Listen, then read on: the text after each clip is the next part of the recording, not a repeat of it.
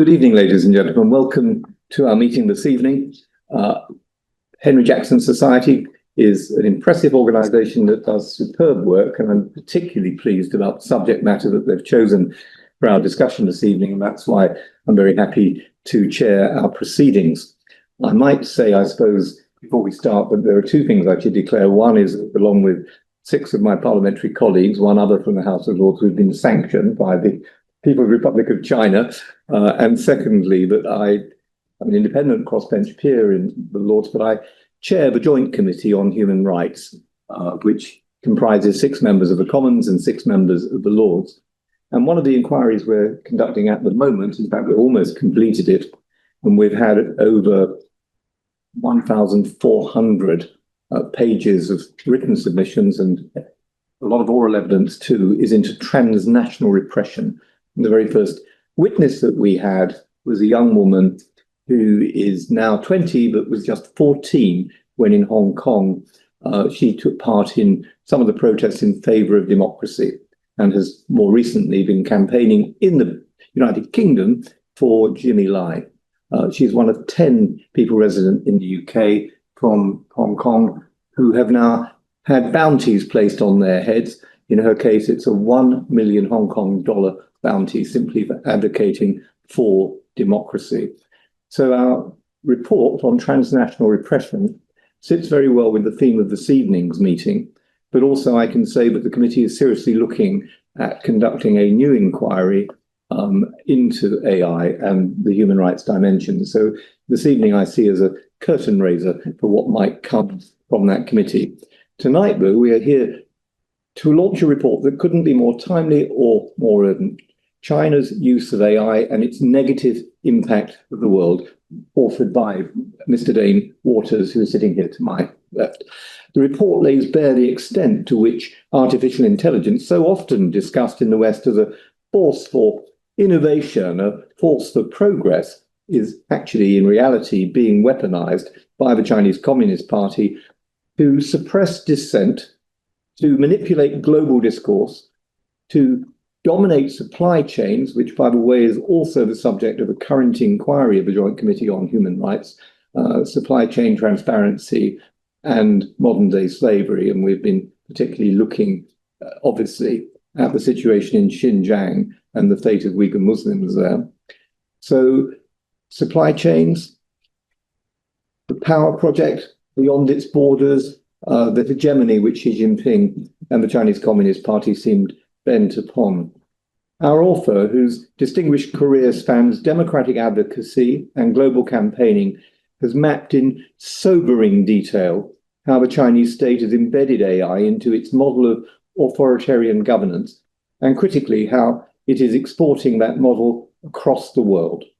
The report identifies and analyses Beijing's use of AI in surveillance, in censorship, in cyber warfare, economic coercion, and even support for Russia's aggression, Putin's aggression in Ukraine. It also offers a policy of recommendations that democratic societies cannot afford to ignore if we're to protect open societies from the encroachment of AI-powered authoritarianism. So I'm delighted to welcome the author of the report, Mr. Dane Waters.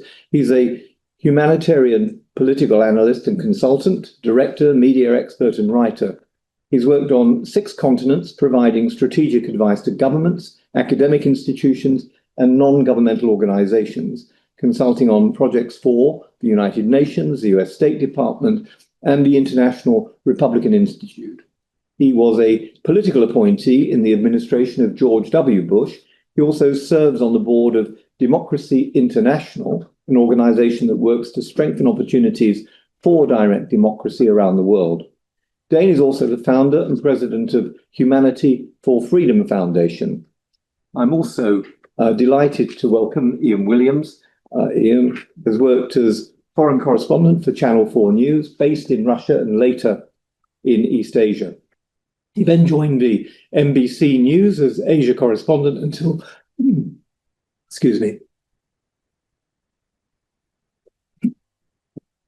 until 2015. As well as reporting from China over the last 25 years, he's also covered conflicts in the Balkans, the Middle East, and Ukraine. He's won an Emmy and a BAFTA award for his discovery and reporting on the Serb detention camps during the war in Bosnia. He's currently a doctoral student in the War Studies Department at King's College in London, focusing on cyber issues. And then finally, we'll have Professor Matt Fortrop, HJS Director of Research and award-winning broadcaster, who will help unpack the implications of this important paper. So without further ado, I'm going to hand the floor over to Dane. After we've heard from our three panelists, there'll be an opportunity for questions from the floor and also questions from people who are joining us online. Dane.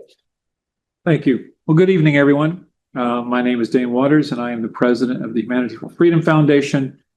It's an organization based in the U.S. that focuses on bringing an end to authoritarianism around the world.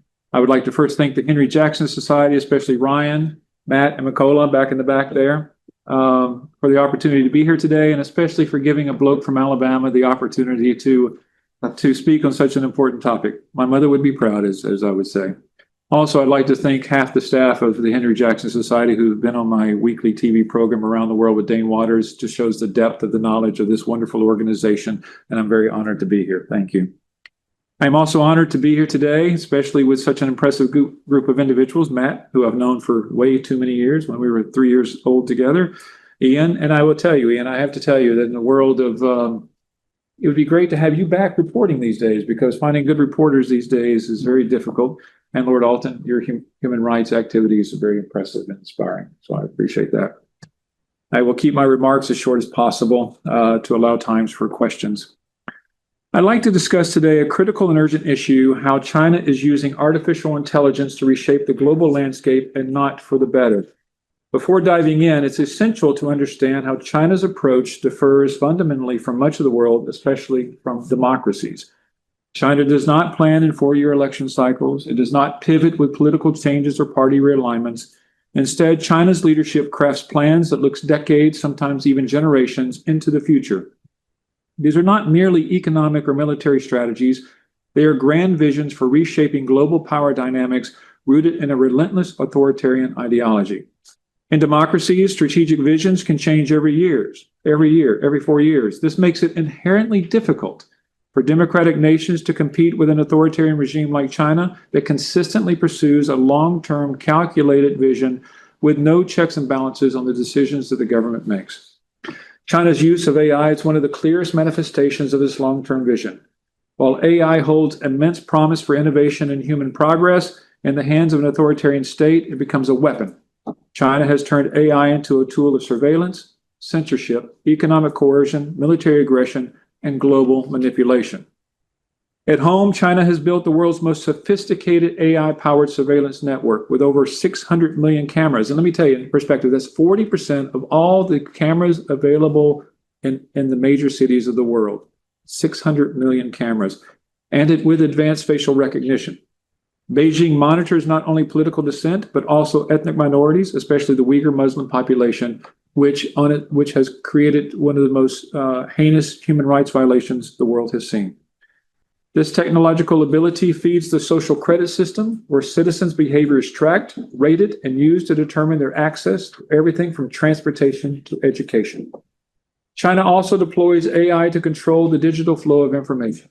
The Great Firewall, powered by AI, blocks access to thousands of foreign websites and uses machine learning to detect and filter any content that challenges the CCP's narrative. And the DeepSeek AI system makes this manipulation even further, rewriting search results, flooding social media with propaganda, and silencing dissent. Beyond its borders, China is using AI to dominate supply chains, manipulate global markets, and undercut fair competition. The Belt and Road Initiative is not just a trade project, it's an AI-powered effort to embed China's technology and surveillance infrastructure into developing nations, creating long-term dependencies.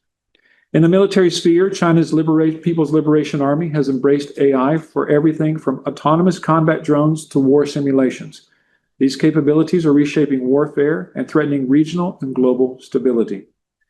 One of the most troubling aspects of this strategy is China's partnership with Russia.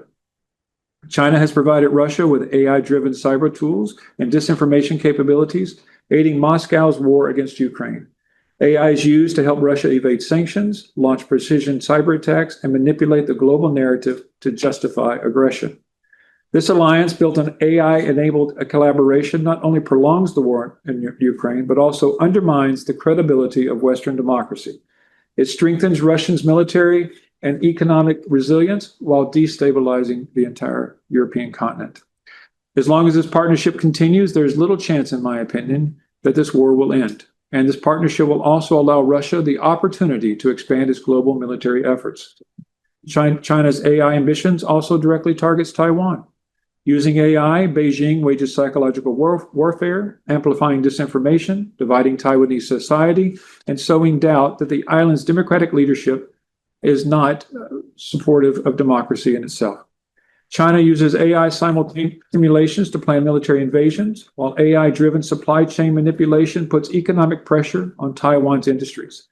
This is also where the strategic partnership with Russia pays a dividend to China. There is no doubt that they will provide assistance to China as they take more aggressive action against Taiwan. China's influence doesn't stop at its borders or even its regional ambitions. Through the United Nations and other global bodies, China pushes AI governance standards that normalize authoritarian digital control and undermines democratic norms. This is a deliberate effort to export surveillance and censorship as global governance models. Now, those are my formal remarks. But what I want to say is that in the perfect world, a lot of people think that AI is an amazing tool. Like in America, we would love for AI to help us be more productive. We would love AI to help us do a lot of the things that the Chinese are doing. But the problem and the difference which must be understood, China controls all of it. China controls companies. They control the government. They control every aspect of the use of AI.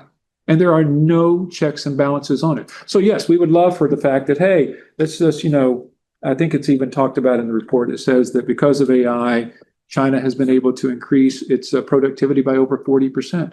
America would be great. The UK would be great. But the problem is when you control all of it, and there are no checks and balances, and you can use it to manipulate markets. You can use it to manipulate supply chains. When you can basically, in the United States, when they're figuring out where to target some of the supply chain and what they provide to America, they use AI to figure out, okay, we're going to focus on these congressional districts and punish these constituencies, which will then have an impact on Congress. They're masterful in what they're doing. They are. And that's what makes them so scary. Given these challenges, what must we do? We must establish ethical AI frameworks rooted in democratic values, transparency, accountability, and respect for individual rights. We must invest in cybersecurity to defend against AI-powered espionage and sabotage. We must diversify our supply chains and reduce reliance on Chinese technology in critical sectors. We must expose and counteract AI-driven disinformation campaigns. We must bolster economic defenses and military readiness, especially in supporting Taiwan and reinforcing our alliances. Finally, we must forge a unified international response, ensuring that AI becomes a force for good, a force for democracy, innovation, human rights, and freedom. Now, in the report, it contains several very specific reforms to the UK for the Parliament and Whitehall to consider, as well as other issues for democratic nations to consider around the world. In closing, China's AI strategy represents one of the greatest threats to democratic societies: fair competition, human rights, and global security in the modern era. Failure to act decisively risks entrenching a world dominated by AI-driven manipulation, surveillance, and authoritarian control. Let us not be passive witnesses. Let us be defenders of freedom in the digital age. Thank you for your time.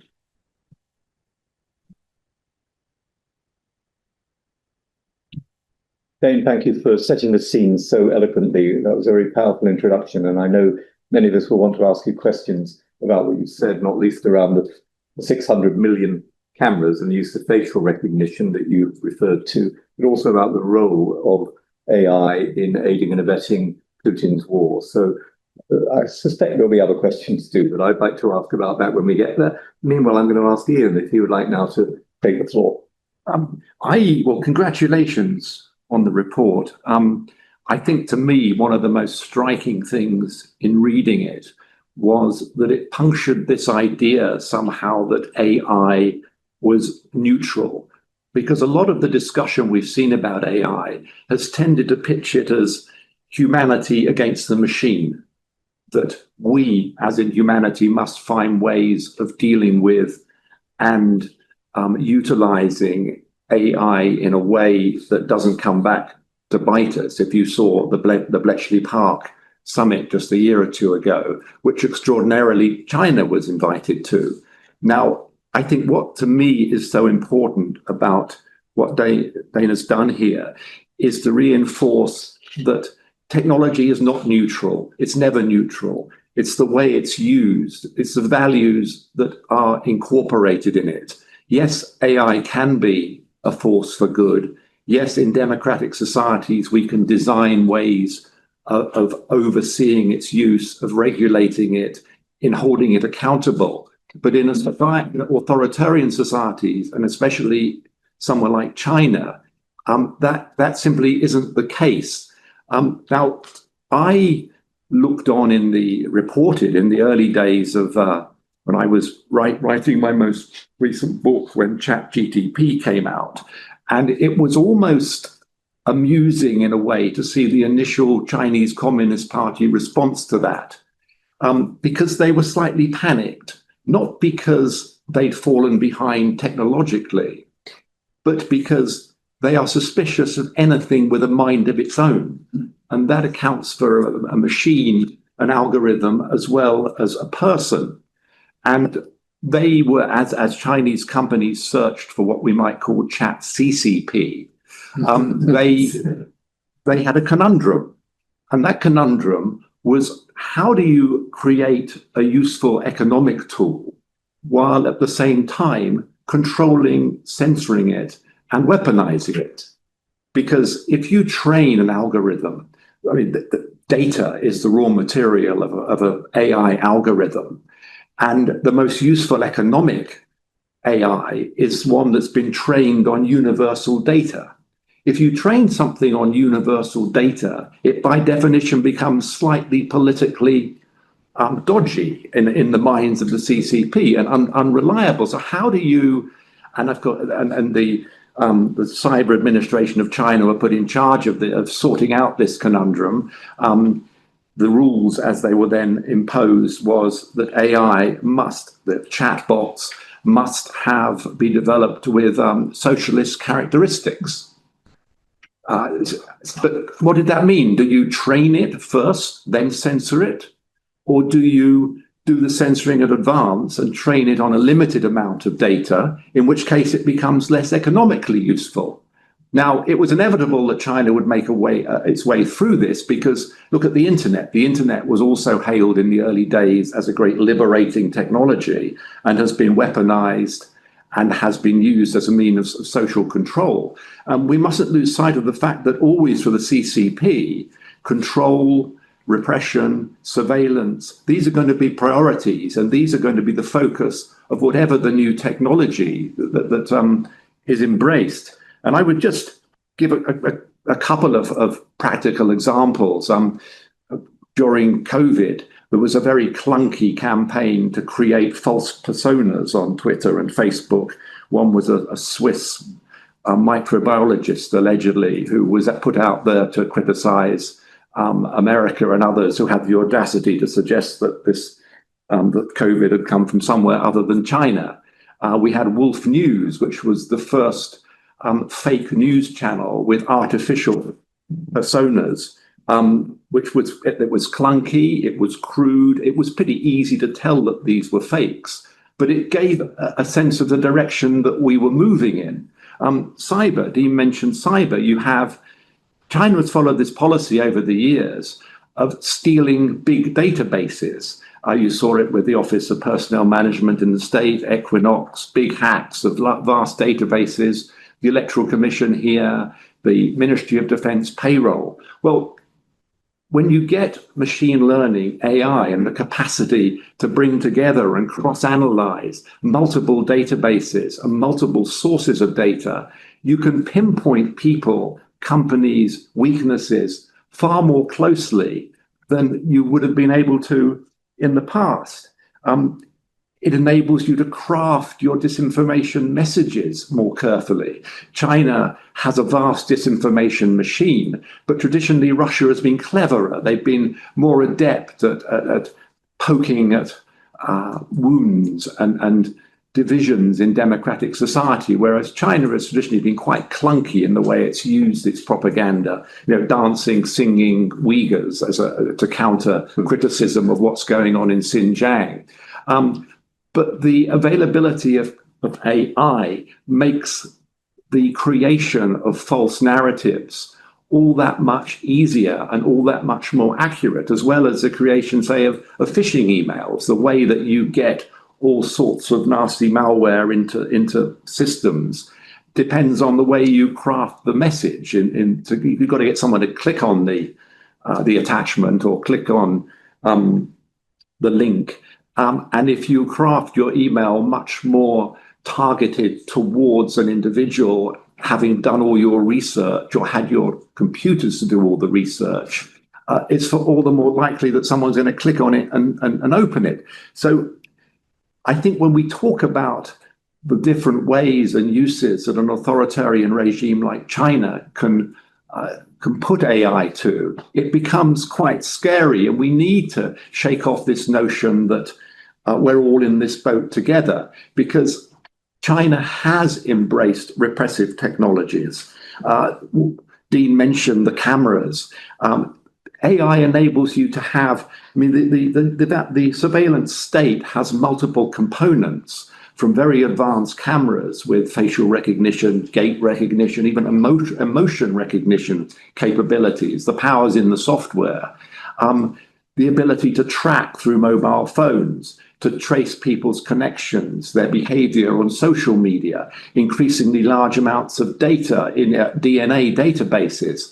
And what AI enables you to do is bring all this stuff together to better control, identify, and police your own population, but increasingly internationally, which is why the control of data and access to data, whether it's through TikTok or whether it's through electric vehicles, which are in many ways vast data harvesting technologies. This is the raw material for AI, which is going to Beijing, which is going to China, and which will power the ability to create technologies and to weaponize it in a way that it is quite scary. So I really do welcome this report. I think it's a tremendous contribution to this discussion and this debate, and should be a wake-up call that, in the wrong hands, this is pretty scary stuff. Well, that's again a sobering note on which to end Ian's contribution. In the wrong hands, this is pretty scary stuff. We'll come back to that, I'm sure, in the questions, Ian, if we may. But Matt, Professor Fortrup, now the floor is yours. Thank you very much, Lord Alderson. It is, I suppose I'll start with the in the wrong hands, because it is exactly in the wrong hands at the moment, and that is why it is so incredibly scary. I suppose I'll have two sort of personal remarks. So Dane and I have known each other for, well, a very long time, let's put it like that, which is a good thing. And of course, given our actually very close friendship, we're also on several WhatsApp groups together. And I remember you sent a thing around, Dane, I hope it's not too personal. Well, it could be, of course. I think where you tested one of these AI models using the Chinese model as opposed to an American one, and you found there were different results. And I remember we had an exchange about how interesting that is, because a lot of people are using AI now to all sorts of things. And I think sort of subsequent to that, and this is sort of almost sort of the origins of this report, was I stumbled across a figure which said that 70% of all AI patents are owned by Chinese companies, which means, in effect, the Chinese Communist Party. And given how many people are using AI to all sorts of things, when I was at the university, I had a student who couldn't hand in her essay because she'd run out of subscription for AI for that day. which, as excuses go, was novel. Let's put it like that. Yes, yes. So no. The dog. I would have accepted that one because that at least is a classic. But I think that so it was subsequent to this particular statistic that I got Dane to asked Dane to write this report. Also, given that Dane has worked in the Far East, I think. One of the things I think we should also add to this is the extent to which China sort of has its meddles in our economy. Some of us went to an event the other day about commemorating Tiananmen Square. Ian was there and other people were there. And it was said that by Ian Duncan Smith that the difference between the Soviet Union and China was that if you'd asked anybody in 1988, have you got anything in your pocket, or have you recently bought anything in the Soviet Union? Everybody would say, no, of course not, because that was sort of like, a byword for it would not work at all. And I can't remember back in the day seeing made in USSR, apart from a Beatles song, I think, which is from Liverpool, by the way. But the thing is, China has it controls many things. You probably have not bought anything in the past 24 hours that is not made in China. And in addition to that, China has an immense influence over us, which is really quite scary for somebody who, like me, grew up and came of age, showing my age here, at the time when still there was a Soviet Union, which we were all scared of. At least back in the day, they were seen to be slightly incompetent and they didn't sort of control the economy. Nowadays, if we are looking at the energy that powers this room, 70% of that is owned by the Chinese. This water that I'm drinking is, in 65% of the cases, owned by or companies that are controlled by the Chinese. And tonight, when I go home and I'm extremely depressed about this particular fact, that China controls everything that surrounds me, and I sit down for a wee dram, as we would say in Scotland, 75% of the whiskey companies in Scotland are also owned by the Chinese. So in addition to all this AI falling into the Chinese hands, our economy is also very much owned by Chinese companies. And when I say Chinese companies, that's not Chinese individuals. That's Chinese individuals who will at best be members of the Chinese Communist Party, or in effect are the Chinese Communist Party. So we are probably facing the most formidable enemy of the free world that we have ever faced before. And I think there is a vast complacency here. And people like to talk about all these other issues, if it's wokeness or I don't know what. And that can annoy me as much as the next person. But all these things are sideshows. We need to stand up and confront the enemy. And the enemy is China. And for that reason, we need to defend Taiwan. We need to be extremely careful with all these technologies. And we also need to make sure that we are not controlled economically by China. I think when they did the Scunthorpe steel plant recently, and was a step in the right direction. So credit where credit due to the government, but it's too little. It's not too late, but it's too little that is happening, and we really, really need to step up to the plate. And I'm afraid that wasn't an academic discourse, which you would have expected with my title. But sometimes even boring old academics like me need to sound the clarion call, and we need to get into battle. Thank you.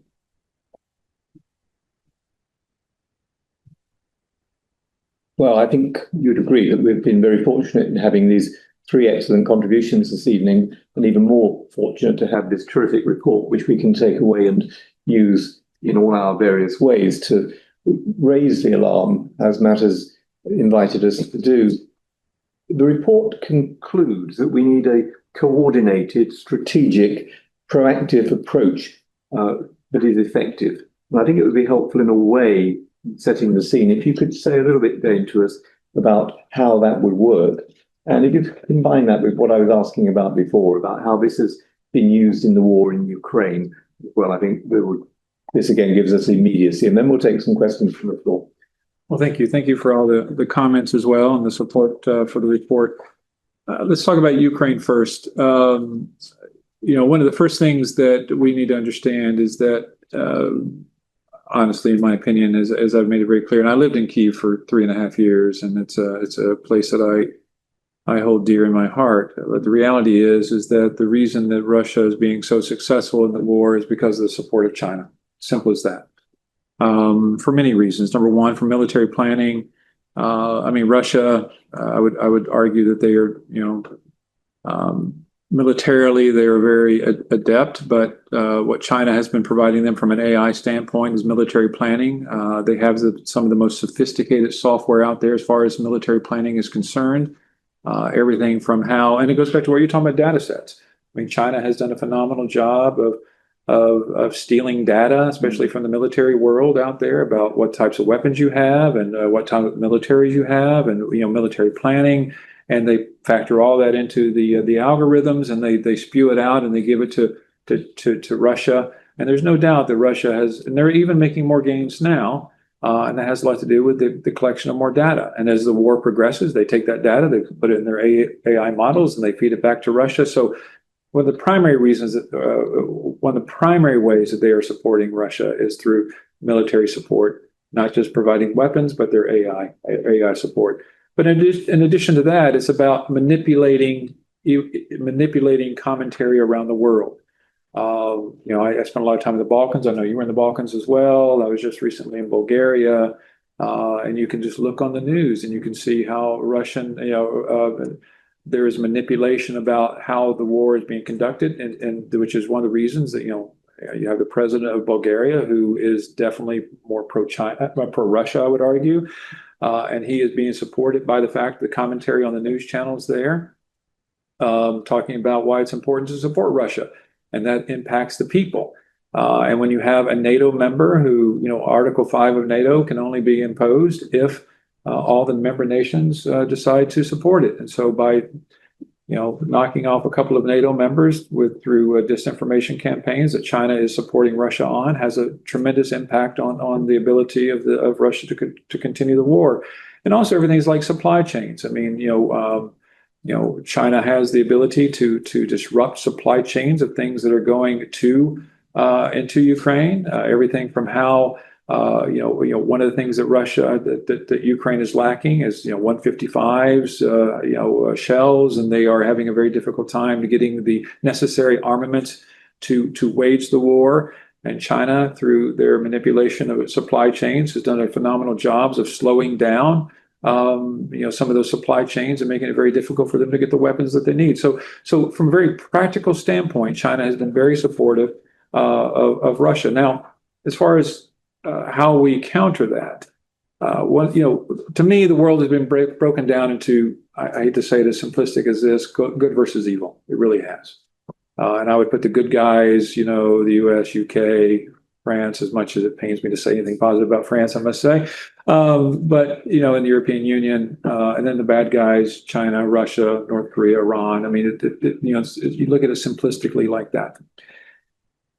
The good guys must get together to fight the bad guys. A very simple scenario, and what we have is that we have a world that is so divided now for whatever reasons, political and otherwise. It's very difficult that the great relationship, between our country, the United States, and the UK is even fractured. With the European Union, it's even fractured. China, this is benefiting China. This is benefiting the war, and so the first thing we must do is recognize who the enemy is. And once we recognize who the enemy is, then we must work together to address that. And it's not just fighting a war on a battlefield. It's not just fighting a war like a trade war.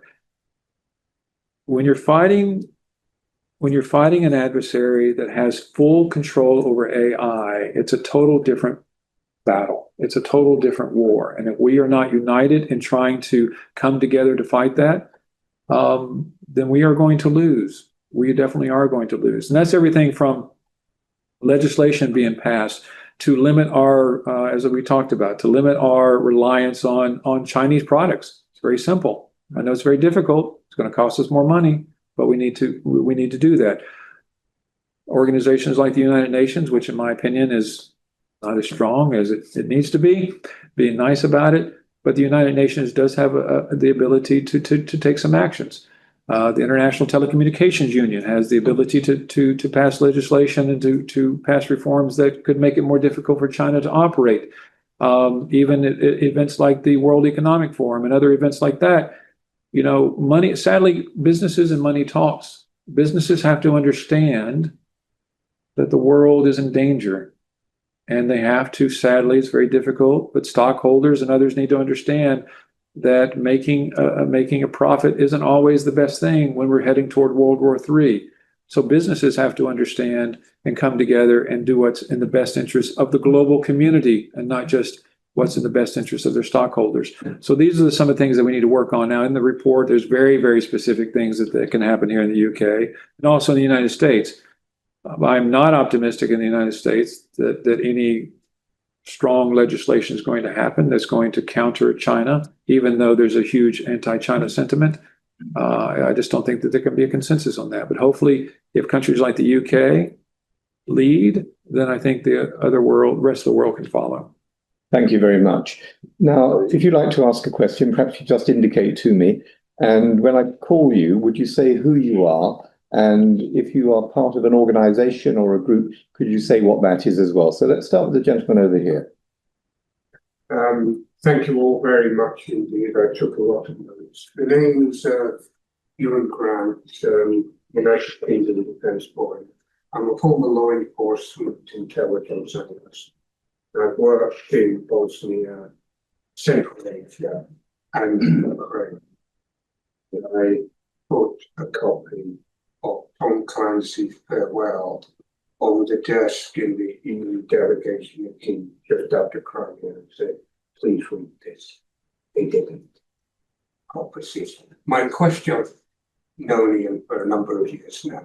My question is, are there any particular organization on this side of the Atlantic who can be persuaded to step up in the way you've all said, and where we can perhaps spread the word to them? Or conversely, are there any of the real hardcore, which often includes far left, and not include far left, but also far right, for whom it's a waste of time? Where should we target our attention? So Dane, kick off and Kathy and all come. Well, on this side of the Atlantic, as far as organizations are concerned, sadly, I would say there aren't that many that have the strength and the ability to do much. I think that the ability to have an impact really rests with governments. Once again, it's like, for example, I know in the United States where we're having these tariff wars, I think China has to be punished economically. For it to, and not just economically, just because it's China, but when it comes specifically to Russia and the war in Ukraine, I do believe that the world and almost every country has given China a free pass. They really have. And governments, I believe, need to impose greater sanctions on China when it comes to what they're doing as far as supporting Russia. But most governments, which are in a democracy, as we talked about, are very hesitant to do that because the pain to the consumer is going to be great. And as we talk about in the United States, if your gallon of milk goes from $1.25 to $3.75, or what we're going to see pretty soon is that an iPhone is going from $500 to $2,000 or $3,000, it's going to, people have a hard time and they push back against their elected officials. But organizations themselves, I think, have a place, whether it's the Henry Jackson Society, whether it's other organizations, they have the ability to put the pressure on governments to take action. And I think it really is going to boil down to governments imposing sanctions and making the tough decisions to hold China accountable. And to me, that is the only way we're going to be able to get any fundamental change in what's happening in Russia. I think one of the issues you face sometimes with AI is the yawn factor almost, because it's a difficult thing to get your brain around. What is AI? And so it has to be, I think in countering what China is doing, you have to come down to the practical level. And one of those is data, harvesting vast amounts of data, because that is the fuel, the raw material for AI, for algorithms. And I think that's one way, for instance, of driving home the dangers of what is happening. And we saw the Irish regulator fined TikTok 400 or 500 million euros recently because of data which was illegally sent to China. And I think things like this need to be highlighted in a manner that people can grasp.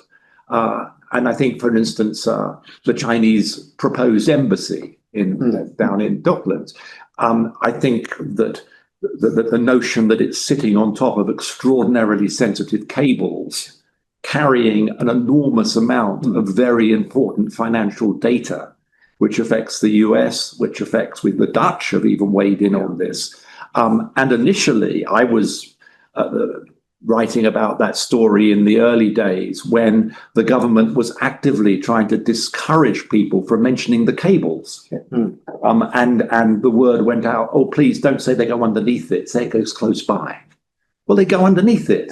And these are really sensitive cables. And I think these are ways of actually joining the dots. So you're finding concepts and arguments that people can grasp, because this is ultimately feeding AI. It's feeding the algorithms. It's feeding China's ability to join the dots, to bring together this stuff in a very dangerous way. Disinformation, I think, is another element that can be looked at more closely. I was in Taiwan not long ago and had a chance to talk to them about their sort of humor over rumor campaign, which is actually quite good. When Audrey Tang was the digital minister there, she employed a team of comedians, and their job was if there was some quite clear disinformation that was out there, they would immediately leap upon it. And within 20 minutes, the idea was they would get something out there countering it, which was pretty funny. And in that way, they would out viral the original posting. And it was actually rather clever when I think the China Foreign Ministry, they put out this tweet or something on one of the social networks about Taiwan must belong to China because look at all the different restaurants in Taiwan with Chinese regional names on them. So all the technology people with Audrey did was post a picture of McDonald's. Which they didn't need to say anything more. And it was that I think that AI in the abstract is quite difficult sometimes to grasp, but I think there are many ways to draw attention to the dangers and how this can be grossly misused by a country like China. And then it starts with, I suppose, driving home that this is not neutral. It's not humankind against the machine. It's the way you use it. And this is being used in very dangerous and nefarious ways. We had one quick thing. I mean, I think you're exactly right about people not understanding the danger of AI. Like what Matt was talking about, having a student who was relying on ChatGPT to write reports. I mean, where I live, I have a lot of youth around, and they always talk about, how they write their book reports using ChatGPT, and they think AI is the greatest thing in the world, and they don't understand. So when you talk about how AI can be evil and AI can cause problems, they don't grasp it. So one of the things that I want to build on what you said is that we in this room may understand that it's an issue, but one thing that concerns me more than anything is the youth of our world. Everything from, if they think that AI is okay, they're going to be less inclined to try to control AI as they get older. And I think China is expecting that and building on that. And I think that we need to do one thing that I did not put in the report, which I think would probably be good to be in the report, is that for the global community to help educate the youth more about the dangers of AI, because I see them becoming more and more reliant on it. And the funny little note is that I was on a corporate call the other day, and we were talking about some stuff, and one of the ladies said, hey, I need to tell everybody that you need to not use ChatGPT for your reports. And they were saying, how do you know that? So because in ChatGPT, they always put spaces or dashes versus commas. And all the reports you're writing these days have these spaces. So we know it was written by ChatGPT. So people are relying on it more and more. And so we must do a better job of educating people why this is a dangerous tool. And which is why it's so important, I think, that about DeepSeek and drawing attention to the limitations. I mean, I think it's wonderful the way that's been interrogated. And the limitations have been drawn out, and the hesitancies and the refusal to discuss certain things. And I think things like that really need to be better highlighted. So we'll all join the campaign to champion the English comma. Okay, the gentleman here was catching my eye, and then we'll come. You've answered all my questions already, but So name and Jonathan, my name is Jonathan Campbell James. We haven't really got a hope in hell of persuading electorates in the good guy countries to understand the nature of the problem and bring pressure to bear on politicians sufficiently for politicians to actually start making decisions. So to illustrate, we're having the greatest of difficulty at the moment persuading the general population in Britain that Russia poses a threat. And that's blindingly obvious. So I'm not sure that approaching governments and international bodies is going to work, particularly as the Chinese, from a strategic policy perspective, are so much more nimble than we are. So perhaps we want to focus, as Ian, you started to do, on where the weaknesses are in the Chinese apparatus. I mean, I'm encouraged by the fact that the Chinese football team always loses. I'm encouraged by the fact the wonderful book by the Labour MP, Yun Wang, about 4 Chinese women who, despite the surveillance system, managed to resist and to retain their individuality and to strive for their own personal objectives. So my question is, what are the weaknesses which a clever group within the good guy assembly can exploit? right, Ian, you kick off on this, and Matt might want to say a word too. I think that's absolutely right, and I think there is a problem. Was it Schlesinger once described the Soviet Union and the 10-foot tall problem, that there was a sense to build it up into something which was far more powerful and bigger than the reality. And I think sometimes there's a danger of doing that with China because there are vulnerabilities, there are weaknesses. China is overstretched at the moment. I think we are seeing, in many ways, peak China in the multiple economic problems that they have.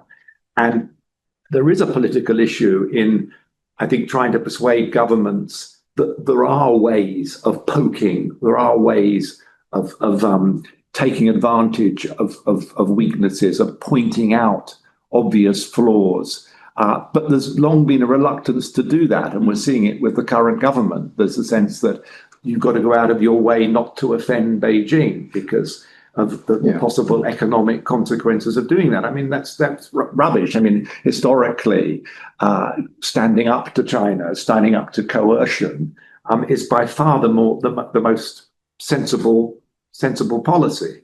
But I think when it comes to technology, I mean, TikTok is a marvelous example. I mean, try telling young people that TikTok is potentially quite dangerous, and I don't just mean as a source of drawing their total attention and away from the real world, but whether it's in terms of what happens to their data, what happens to the algorithm, who writes the algorithm, what's in the algorithm, the potential for subtle, if not overt, manipulation. The other, I think, is EVs. I think there's the potential danger of the harvesting of data from EVs. I mean, we talk about a bit of spyware on your phone, but EVs are one giant piece of spyware. And the concern we had over Huawei, well, that's tiny compared with the potential danger of data harvesting from EVs. And of course, mostly we look at Chinese EVs and they're cheap, but we haven't really told the story yet. And the problem with China, I think, is a lot of what we talk about is latent threats. It's like when China first came into, when Huawei and the debate over 5G, and a lot of government ministers turned around and said, well, look, we have no evidence of a backdoor into telecom. We have no evidence yet.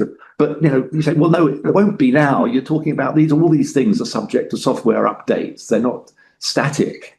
And you're talking about what will happen in the future in a time of greater conflict and a time of greater tension, when you are totally dependent and beholden, whether that's for your London buses from BYD or Chinese EVs. That the latent threat is enormous, because you have invested too much and you're reliant too much on Chinese techno infrastructure. So that's a rather long and rambling way of saying, yes, I do see that there are vulnerabilities, and I do see there are ways of drawing attention to the dangers inherent on becoming too dependent upon Chinese technologies which are geared to harvesting data for these algorithms. Thank you, Matt. I think, yes, thank you very much. I think the main danger you have in totalitarian and authoritarian regimes is they don't like to have truth spoken onto them. We know the Chinese scientist who said that you shouldn't wear a mask against COVID was then thrown in front of a communist tribunal and punished for having had the audacity to say you had to wear a face mask, and even speaking up about that. And I think the problem in the long run is that in any communist system, any dictatorial system, any autocratic system, is that they don't actually allow the litany of voices, the many different voices that can correct mistakes. An authoritarian regime lives by the fact that those in power are always right. And those in power who think they're always right may sometimes be wrong. The other day, I quoted an old Chinese saying that 3 stupid shoemakers know more than Confucius.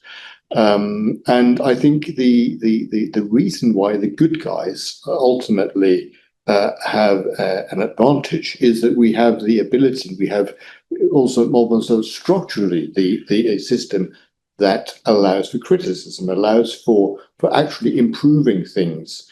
And I think that ability that we have to be grumpy, that ability to say this is not right or this is wrong, will actually probably be the thing that saves us. There used to be this sort of joke in the Soviet era where somebody had finally been allowed to leave the Soviet Union to go to the Netherlands. And he was then asked in this exit interview, but you have free healthcare. What do you say? And he said, well, I can't complain. Well, you have unemployment benefits in the Soviet Union. He says, I can't complain. But why go to the Netherlands? He says, because there I can complain. And I think that ability to complain and correct mistakes is the thing that the free world has got going for it. And a number of structural things, the one-child policy is probably coming to bite, the level of debt in China. And there are a couple of things that should be targeted aggressively in order to make sure we have an advantage. And I don't really understand why we're not using all those fantastic tools of propaganda that we used to do and use in the Cold War era. Why not? And I was spending the weekend watching a documentary about Frank Sinatra, who was then sort of wheeled out to sing songs about democracy and wonderful things. May not be to everyone's taste, but I think we should take a leaf out of the book that we used in the 50s and the 60s and the 70s.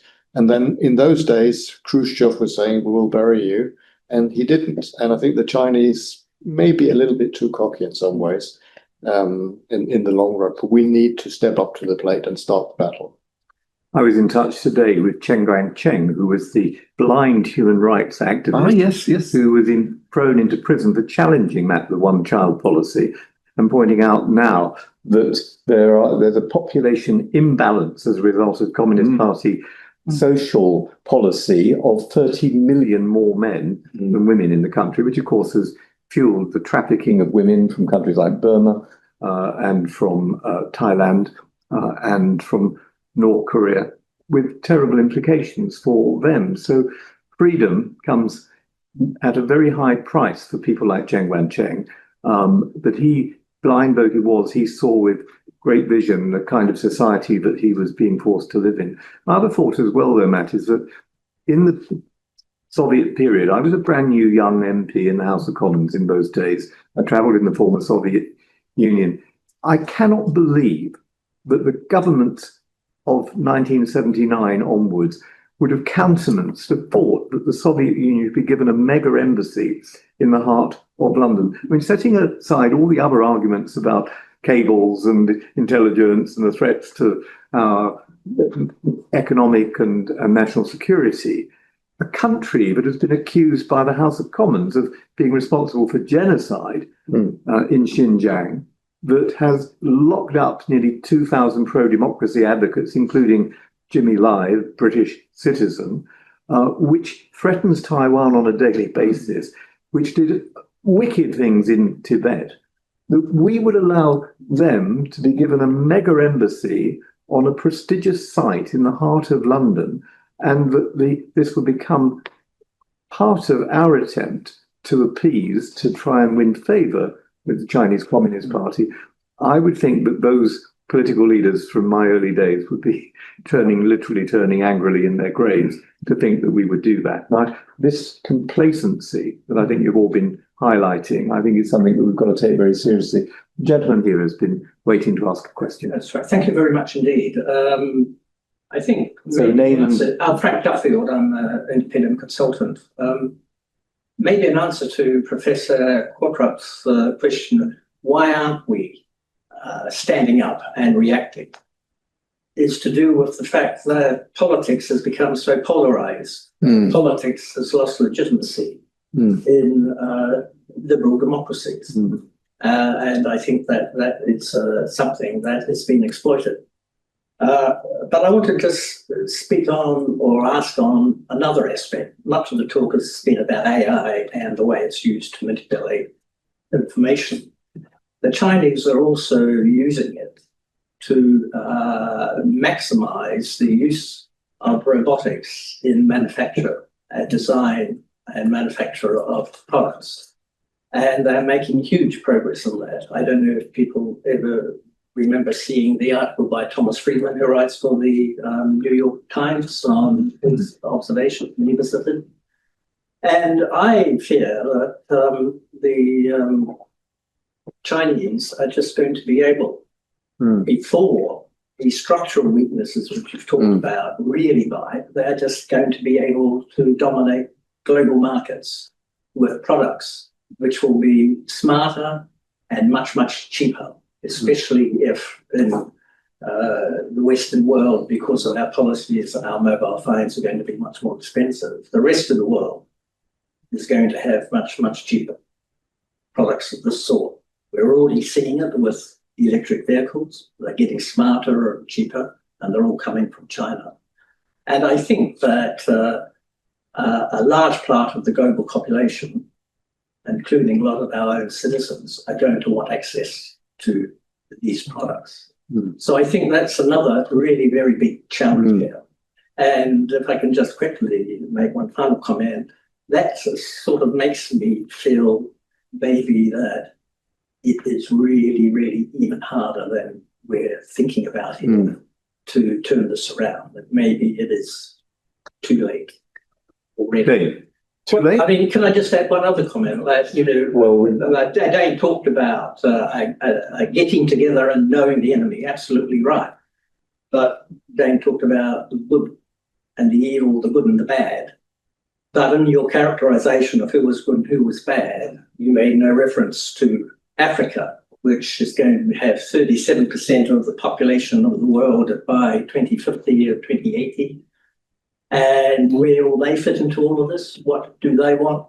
It's the same with Islam, which is, got very heavy authoritarian and non-democratic aspects in most Islamic states.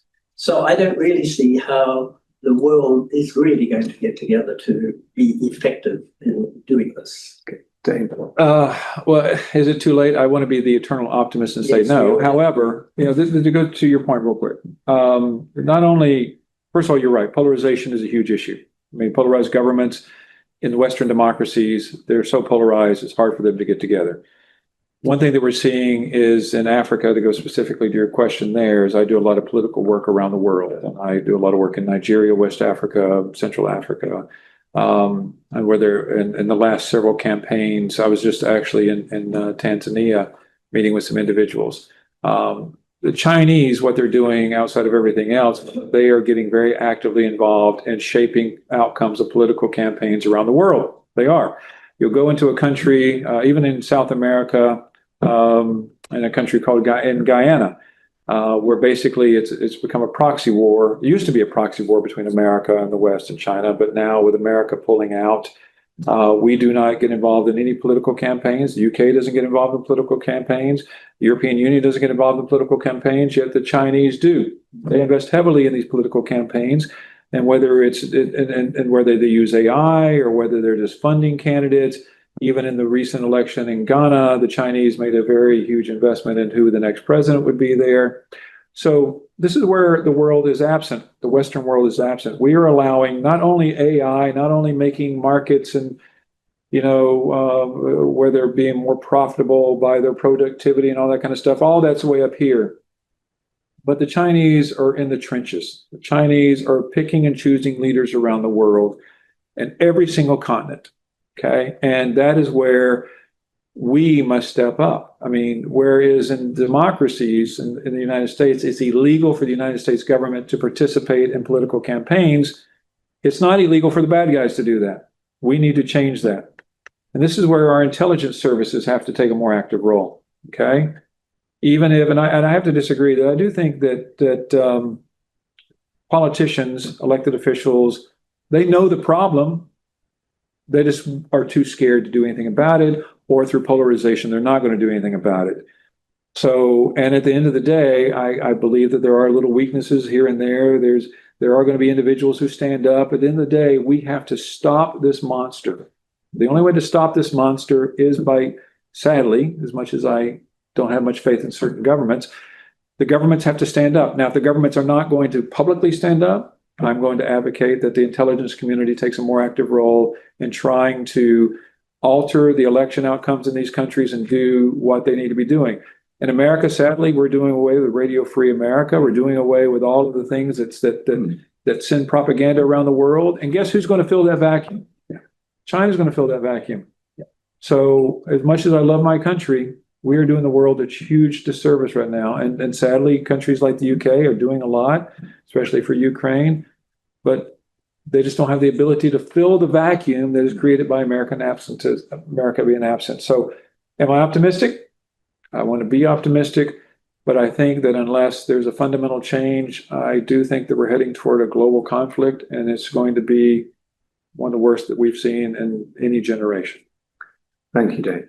I'm going to ask Hannah now if we've got any questions online, and if you can round them up for us, and then the panel can take them, because the clock is beginning to tick against us. We do have some questions, but they were actually already covered in the event, and we ran out of time, unfortunately. So, well, I'm going to, if I there's one more. can I use chair's discretion, and I can see we've got two more hands up. Can I take both of those questions together and urge the two I'm going to call just to be relatively brief? So my name is Michael White, who's managed to work at Engine Society, and the question will be addressed to Dane, obviously help with the debate movement.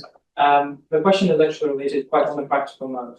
So we do have different LLMs and ChatGPT and Chinese ones. The question here is related to the data that they use to obviously provide the services. So what recently people found out that the Russians and Chinese are polluting the data. So they're creating fake websites, they're creating fake articles about the current issues. And what would be the great way of actually tackling it from the perspective of the businesses? So rather than delegating this to the governments, what would be the best way of, I don't know, maybe creating an association of, I don't know, OpenAI company, maybe Microsoft and others, to try to kind of have a cleaner data? Is there any suggestions that you can provide? Thank you very much. And the gentleman here. So the report seems to conclude that it calls for a coordinated, proactive, strategic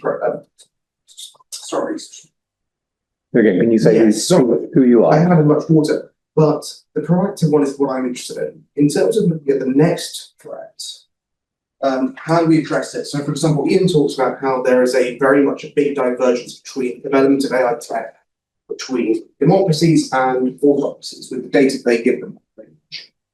How do you foresee the use of AI and its development in countries that are democracies, with air quotes, yet seem to be tending to the way of China? So I would go for it with the big question there.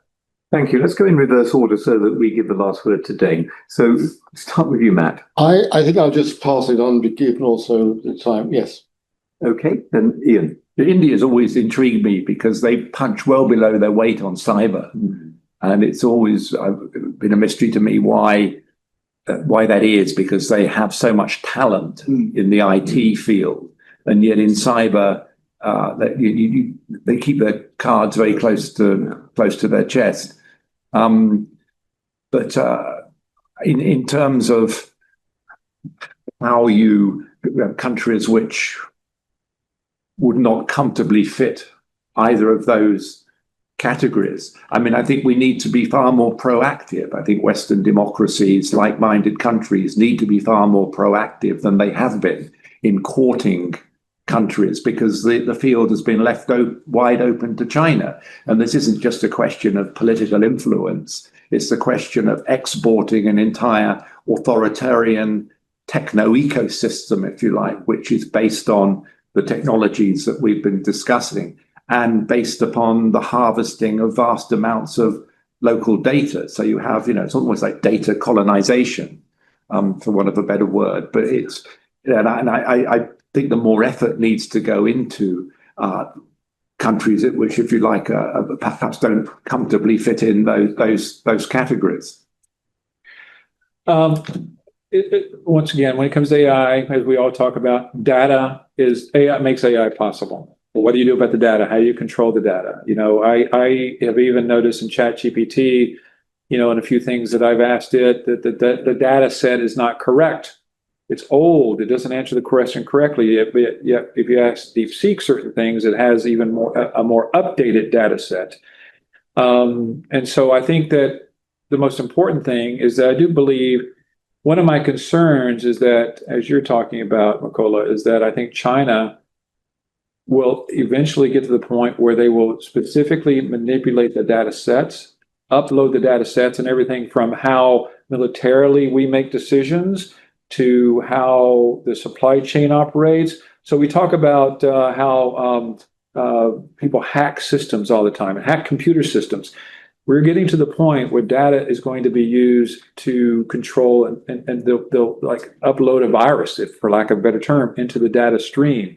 So how do we keep the data clean is a very important thing. This is where major corporations, whether it's Apple or Microsoft or others, need to get together and focus on it. But one of the problems we have is that China is such a huge market. They're always upset about upsetting the apple cart because there's a 1.5 billion consumers that they don't want to upset. So we have to find a way, honestly, at the end of the day, to compensate companies like Microsoft and others and say, listen, you need to do the right thing. Sadly, you won't do the right thing without economic incentives. We will have to offer you some economic incentives, and that's very important. Now, back to your question about democracies real quick. We do need to look at what our definition of a democracy is, because that is suddenly it's changing. And China, once again, in Africa, to go back to the question, there are a lot of democracies in Africa that are quickly becoming authoritarian because of China's influence. And I will absolutely tell you that this is not a commentary. I'm not going to get into a commentary about our current president of the United States or whatever, but the reality is America as a whole, because of our absence and what we've pulled out of USAID and because of we have created a tremendous opportunity in developing democracies around the world for the bad guys to come in and take control. And that scares me more than anything else. Well, thank you very much, Dane. I mean, we are missing in action in so many places where we should be engaged. And in this struggle between dictatorship and democracies, it's clear to me that the strategic defense review that we've had in the United Kingdom, which has identified this deadly alliance of China and Russia and North Korea and Iran, pitted against democracies that too often are divided, but have been far too weak and are lacking any cohesion in their strategic approach to the enemy that we face. I think tonight's meeting will have concentrated the minds of many who have been privileged to be here to listen to you, but also those who've been online.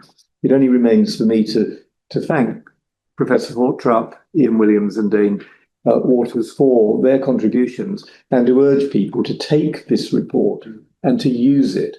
And for those of you who are UK citizens, to ensure that members of the House of Commons and my colleagues in the Lords, that they receive copies of this report and are urged to raise it with government ministers and start taking the recommendations, the conclusions, the findings in this excellent report far more seriously. So with those words, in the traditional way, let's thank our panelists.